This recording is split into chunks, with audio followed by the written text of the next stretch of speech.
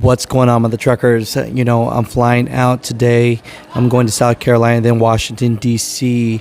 To film and meet my brothers and sisters at the People's Convoy at the Capitol Beltway.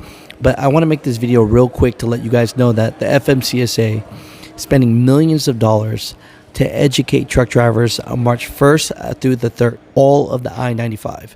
So, first off, I don't know how many times I have to say this, but you got to educate the four-wheelers. Why are they always wanting to educate truck drivers? We got our CDL, we went to training, and, educate the four-wheelers. But to spend millions of dollars to educate truck drivers, and this is what they're saying: distracted and reckless driving can be fatal. Additional enforcement will be out on the I-95 from March 1st to 3rd. So, mother truckers, just know they're going to be out there. I'm not saying not to go on the I-95. I'm just saying don't be surprised when you do get pulled over, because they're going to try to pull over as much people as possible to educate you. Now, here's the second thing. When I looked at the comments on this is what a lot of truck drivers were saying. Pat Turner says, March 1st to 3rd, huh? Donna Sharon Murphy actually says, does this happen to do with all the truckers converging on DC? And basically she's talking about the People's Convoy going to Washington, D.C.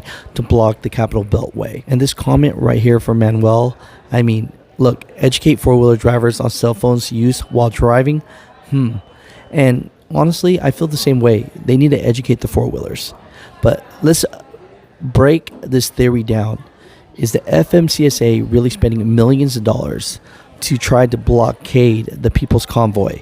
Well, I went on the People's Convoy actual route, and it has nothing to do with it. And here is the proof. As you can see, the I-95 stems all the way down from Miami, Florida, in my area, all the way up to the east. And this is where the People's Convoy is. So when looking at the peoplesconvoy.org, you can actually see their actual route.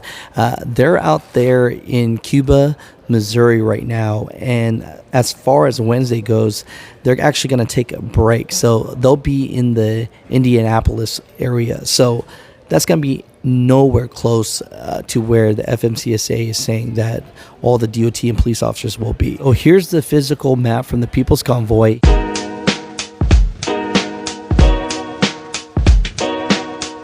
So as you can see, we could put that theory to rest. But mother truckers, comment down below. What are your thoughts about this?